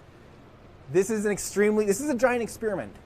And the fact that it's standing is a good sign, because right now, you know, scrubs are cheaper than booms, and the other option was a boom. So likely the computer saw something it didn't like, maybe saw an engine go over power, saw something happen right before or during ignition, and it cut it. It said, nope, we're not going today. So this happens in space. This stuff happens with rockets that are flying normally. This happens with Falcon 9s and Atlas 5s. The Delta IV Heavy, you know, for NRO L44 was sitting there on the pad, totally lit its engines, and then turned them off because it saw something it didn't like. That's why launch pads exist, because launch pads hold on to the vehicle and make sure that, you know, everything is good to go before it lets go, basically. So, although not ideal, we can go ahead and pull the flight club data now. I feel like we don't want people to think that something's fully wrong, because this is okay. This really is okay. Take a deep breath. Everyone with me collectively now. Big deep breath. Take it in for a second. Yeah, it's not fun. This is not the ideal. This is not what any of us wanted. This is not what SpaceX wanted. You know, but it's better than the alternative. You know, and the cool thing is, this means we'll hopefully get another chance to fly. Today was a gorgeous day. It would have been, frankly, ideal. But the important thing is that they get as much data as possible out of this vehicle. If they literally just get it 5 feet off the ground and it blows up, what good is that? What's good of the past 4 months of work? What good would that be, right? How much data do you actually get from that? Now, if they get 500, feet off the ground, 500 meters off the ground, 2,000, like, you start to actually have more flight time. You get to see some characteristics of how the TVC, the thrust vector control, how it's steering the vehicle. You start to make sure the flaps are kind of hanging in there under the intense vibrations. There's a lot of things they can gather with flight time. It's not worth them risking after months and months and months and months and months and months and months of work by hundreds of hardworking individuals. It's simply not worth it for them to push the button for no reason, right? And they don't even have, believe it or not, they don't have that. No one was actually sitting there on console going, looking good, let's go. It's all computer. A computer is programmed that if we see something wrong, it's going to shut down. And there's a whole sequence of events that happens to shut it down. The fact that they actually lit the engines, can we get a replay on anything right now that would maybe have it? Because it looked like they lit the engines, right? I mean, on SpaceX's stream, it definitely standing down for the day. I mean, it is done. It is done deal. I mean, it looked like they even had Raptor camera. It looks like, oh, maybe it was just they went for fuel pre-burner ignition. It looks like maybe one of them didn't go. We can actually, Andrew, do you want to pull up? Okay, scope replay. See what we got on scope replay. Gosh, these are, again, this is okay, guys. Big deep breath. We're all friends and family here. This is okay. I know that everyone's frustrated that, oh, they can't even get this thing off the ground. This is the first time they've actually tried getting off the ground. What was that? Okay, so this is slow-mo from our telescope. I don't think we can remote in and pull the other one back. So this is going to be, hey, look at our oranges match. The orange of the Z-cam? What? Are you kidding me? That looks on brand, baby. Okay, so we're about to see, this is slow-mo replay. We think. But yeah, again, at the end of the day, this is okay. I know a lot of you tuned in maybe for the first time. Maybe this is the first thing you've seen for a rocket. That's great. Welcome. You are in the right place. You're watching history. But this is rocket science. This is rocket engineering. This is breaking new grounds, doing new things. This is a prototype vehicle. If it went off today without a hitch, I'd be frankly shocked. I mean, yeah, I don't know. It is what it is. It is what it is. It's again not the most fun thing in the world, but yeah. So we're gonna get you guys some playback. Do you want to check out the? Okay, okay. Which is exactly what you should have been doing because it's good. This thing will when it does launch. Which again, the next opportunity to launch is tomorrow, starting really early. Well, not really early. About 10 Central or so, 9 Central. Yeah, Ryan, do you want to go hit playback on Gene's track? Whew. Yep. So, hey, why don't we go ahead and put scrubbed up on our bar so that people that are just now tuning in know that it's scrubbed, but it's standing. That's the important thing. Andrew, is there a way you can do just everything normal, but like empty everything else out except for pointing end up, flaming end down? That's all or nothing? Okay. That'd be, well, but it's not normal either. It's not necessarily normal. It's standing. So that's a good thing, right? I don't know.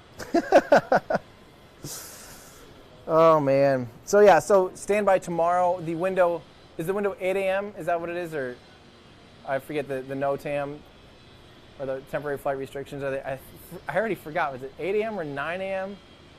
It will not happen before 9 a.m. So if you see streams popping up at 7 a.m. local, that'd be 13 UTC.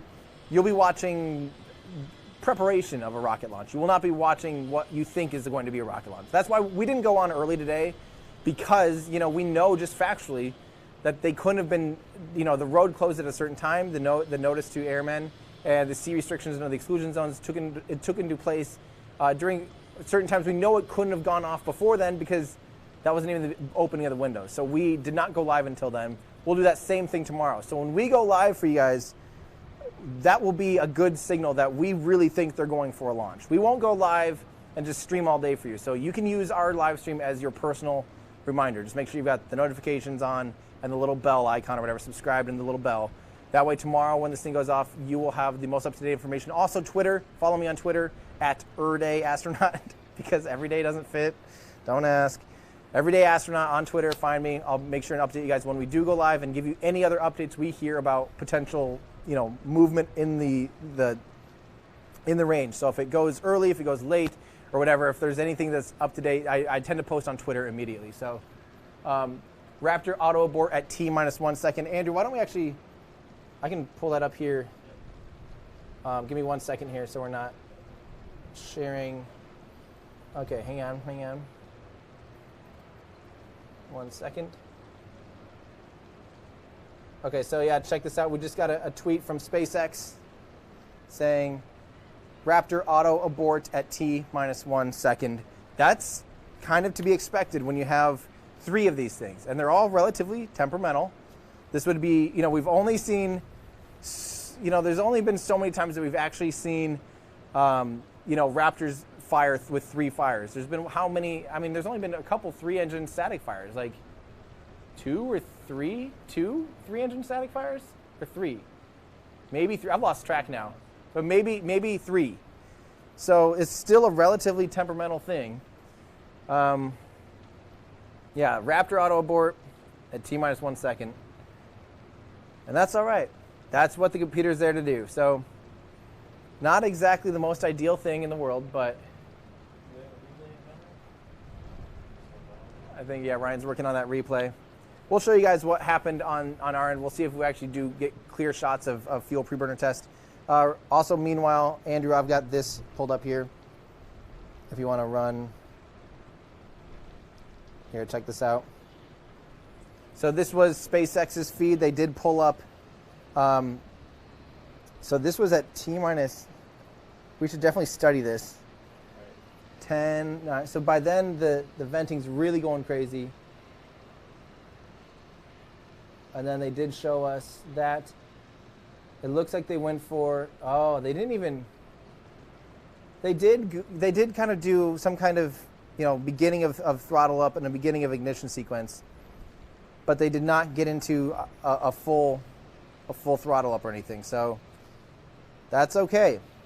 That's okay. And as we know, it's still standing. And like I said, that's the important part. So yeah, we'll work on a replay here on our end too. But again, if you guys, the big takeaway, if you are confused by this rocket, why it's a big deal, literally why it's physically large, and why we care about it, check out my video, SpaceX's Starship versus Falcon 9. It'll give you a full rundown on why this is so physically large, why it's so next level, why so many things on this are things that have never been done before, why they've never been done before, a lot of things. We go into it all for you. So if you really just need an overview, it is 1 hour long. So get some popcorn, get a beverage of your choice, and sit down and enjoy it, because we'll run you through it as much as we can. And I think if you watch that video, if you're curious about why this is a big deal, watch that video tonight or before the next launch attempt, and I think you'll have a lot better appreciation, because it'll be a full overview of everything all in one place for you. So here's one of our slow-mo replays.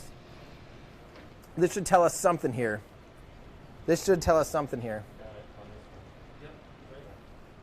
Okay, we're gonna watch this here. So kind of looks like that is playing back in real time. That's okay though. Yeah, we can't really see too much from that view, can we? Yeah, and we can't replay our remote camera now. But yeah, later we can. Oh man. Well, looks like we had some really, I better get through some of these big ones here, especially John Walker. Holy cow. Thank you so insanely much. Thank you. And thank you to Lucid Heart. I'm so excited. Thanks for streaming this. You're welcome. It is my absolute pleasure. Clayton says, you're my go-to for live rockets. Oh yeah, I caught you already, Clayton. Thank you so much. And I also caught Aiden. Thank you so much. Positive Arrow. Thank you so much. And then we've got Jerome. Watch all your videos. Never giving you time. Thanks for your content. Jerome, thank you. You guys, those are really, really, really generous donations. Thank you so much. Someone's having a good time. They're yelling at the alien. Can we get the alien cam up? Can we get alien cam up? Somebody? run that gene cam maybe? Let's go live on gene cam, try to get alien cam up. Yeah, we're on. Oh. There is an alien on a roof next to us, so pretty.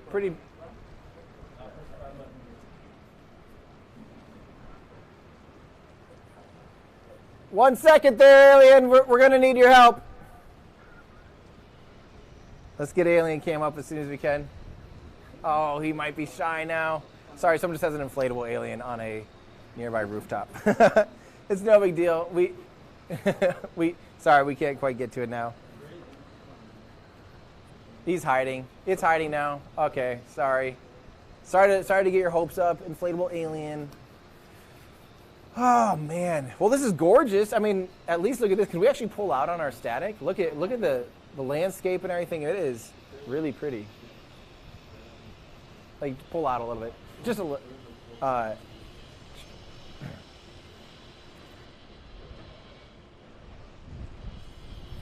Yeah, I love seeing all of the shadows are really pretty. So if it happens to launch at this time tomorrow, this will be a gorgeous time. I mean, this is right when this is beginning of golden hour. This is when things are happening. Sorry, the alien is gone.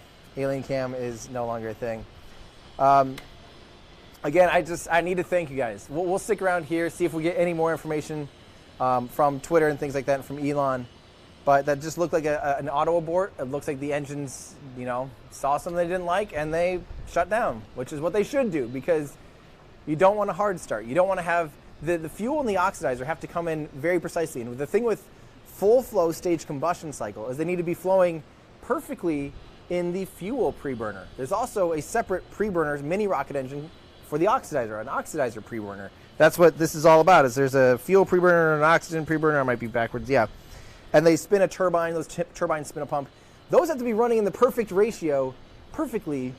And then once they're spinning and get the pump spinning, then you can open up the main valves and shoot the fuel, the now hot gaseous fuel and hot gaseous oxygen into the combustion chamber.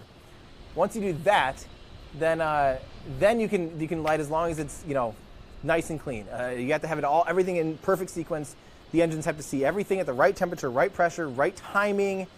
All of the things. There's a giant, basically, spark plug in there, like literally pretty much an arc welder, a pair of them actually, that aid in the ignition process so there's not a hard start. There's all of these things that have to be perfect. Otherwise, the engine's shut down because otherwise, yeah, you can blow up an engine. If you blow up an engine on the pad and then you try to take off, you might crash right into your fuel tank farm right there. By the way, here's a good shot. Here's our pad shot here. Or our remote shot. Notice that the tank farm is actually, it looks really close there to the rocket. Now punch out to one of the other cameras if we still have any trained on the rocket. I don't know if we really do. Yeah, that one's the only one we really have trained right now. The tank farm is actually a decent amount of ways. It's not super close. I mean, it is close. It's closer than I would probably prefer. But it's not as close as it looks in some other shots. So they definitely don't want the rocket just getting slightly off the pad and then falling right onto their propellant farm. That would be a very, very, very, very, very bad day. That'd be worse than the rocket blowing up. They really want to have high confidence they can get off the pad and get far enough away from their tank farm that if they would need to detonate it out of the sky, they're not going to, totally decimate their entire ground infrastructure because that would be very, very, very bad. So, man, what a... What a day. I think we're going to sleep well tonight. No, we probably won't because we're going to be stressed because we have to do all the same things tomorrow. Well, who was I kidding? Sleep? No, who am I kidding? I'll probably sleep. You guys... Oh, man. Yeah. Andrew, can you cut to the desktop real quick? So, again, if you guys want to help support what I do, today we do have 10% off of the full flow stage combustion cycle shirt, the whole collection for apparel. This, of course, is the shirt that you've probably maybe seen Elon Musk wear. I thought it was appropriate today to have the full flow stage combustion cycle shirt on. If you want to get this for 10% off today, just go to everydayastronaut.com/shop. Type in launch day, all one word, lowercase, as a coupon for 10% off. And, of course, that stuff means a lot to me. But these are all hand-produced here in the United States. And hand screen printed, sewed on patches, Really, you guys know I care about quality. I want things to be done right. So that's our web store. Everything is high end. We also have new moon lamps. You guys were asking about moon lamps. They are now twice as big as they were, so they're about this big. Actually, I have one over there. I should probably bring it out to the next stream. They're about this big now. They used to be about that big. So these are awesome. Same price, but double the size. Yeah, so if you guys want to support what I do, everydayastronaut.com/shop. It means the world to me and helps me do what I do. We got beautiful boat cams. Beautiful boat. I mean, you know, no rocket launch, but the boat traffic's intense. The traffic's intense too. Isla Blanca. I bet you guys have never seen traffic like that in Isla Blanca before, have you? That's something new. Yeah. Man. Oh, man. So, yeah, I'm going to keep answering a few more of you guys' questions. I don't know what else we can honestly say for now other than thank you immensely for tuning in. There's over 150,000 people watching at some point. That's insane. So that's a goal, I guess, now, is to break 150,000 views live. That's insane. At one time, concurrent, that's insane. My old record, we just broke, I think, or basically tied. Our old record was around like 83 or 90 or something, and that was Crew 1 was pretty much our highest, and Demo 1 is right around there at like 75 or 80,000 people watching. There was almost double that watching this. So thank you guys for being crazy enough to come out and check out an experimental rocket launch. Don't get discouraged. Again, knowing tomorrow they'll be attempting the same thing. And again, we won't try to go earlier than necessary. So if you see our stream up, take that as some, not gospel, don't take it as like a fact, but take it as Tim Dodd, the Everyday Astronaut, thinks they're getting close. I don't want to waste your time. I'm not saying that as I think the other people streaming, because again, I'm so appreciative of NASA spaceflight streaming. I'm so appreciative of Lab Stream. That's great.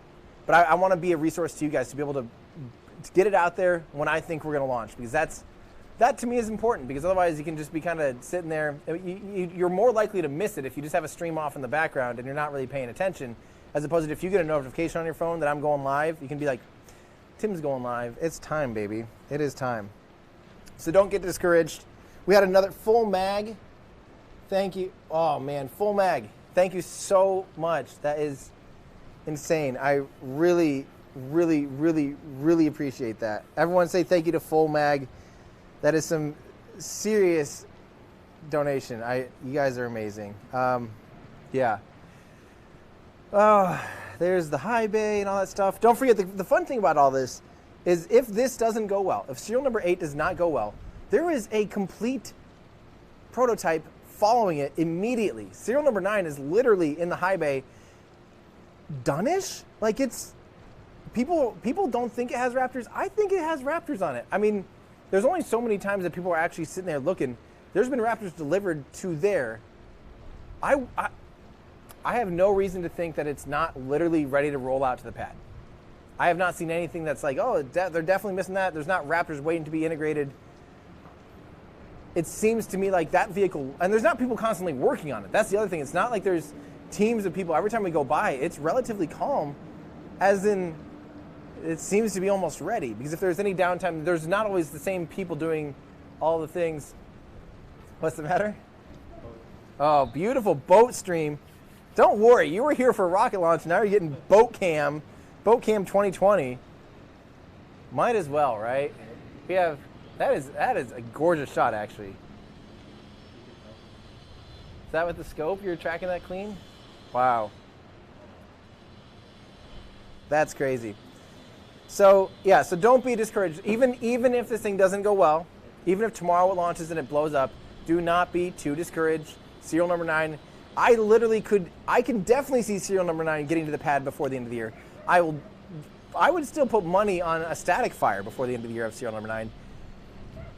I don't think I'd put money on seeing it fly before the end of the year, but there's a non-0% chance that serial number 9 could get out there quickly. Don't forget how quickly serial number 5 and serial number 6 flew. That was about 1 month in time. This is actually, it seems like they're speeding things up, and it seems like all the things are basically in place. They had to do more integrations on serial number 6 on the launch pad that I don't think they need to do. here now on with serial number 9. So, oh man. Well, guys, yeah, I don't want to keep you guys here. I want to get my team fed and some kind of sleep inside of their bodies, and that includes myself. Yeah, at this point, boat camp might just be. I don't think I can take them away from it at this point. So.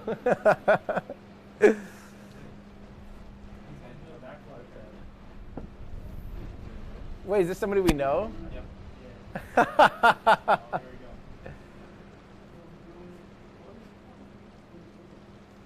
You're about to maybe do a backflip in front of. Yeah, well, right now we're at about 38,000 people, so don't mess it up. Don't get hit by the big. What's it called?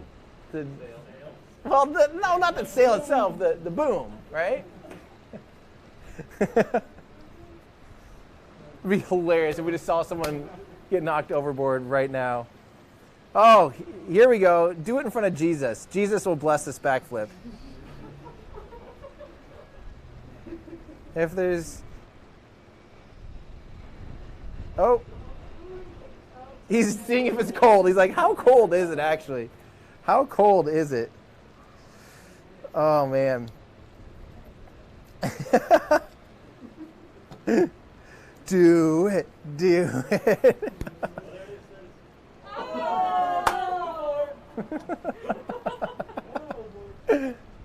Oh, no. He's like...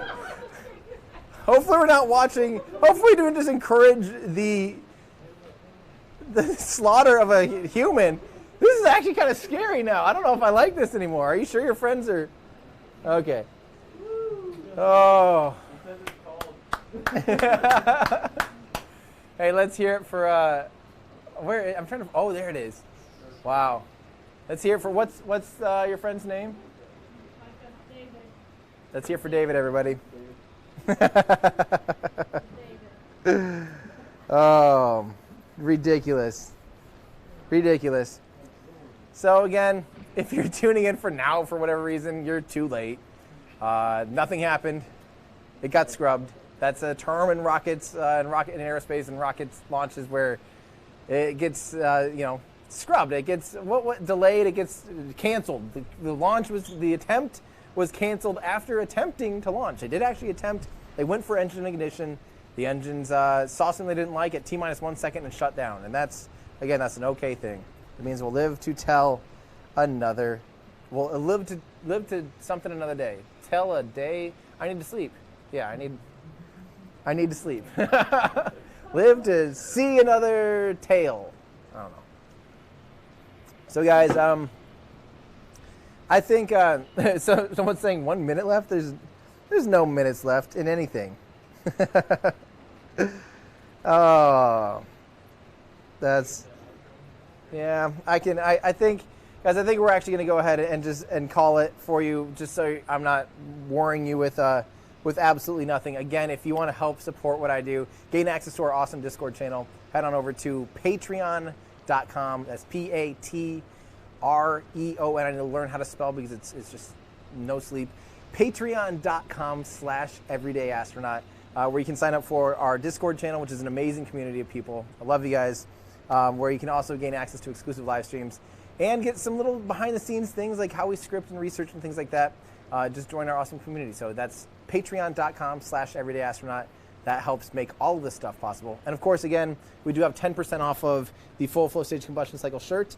If you order now, and almost anywhere around the world, you'll be able to get it before holidays, assuming we still have stock of it. But we have a lot of other awesome stuff at everydayastronaut.com/shop.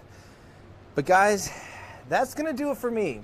Now come back tomorrow or whenever the next opportunity is. We will have you covered. We will hopefully all the kinks, all the demons got worked out today. The birds, we've trained them extra now. They're ready to go. We'll maybe have some other either bird encouraging stuff or bird discouraging solutions, whatever we think is appropriate. And yeah, that's going to do it for me. I'm Tim Dodd, the Everyday Astronaut, bringing space down to Earth for everyday people. Goodbye, everybody. I don't know if the audio is actually going to work on this or not, but we'll find out.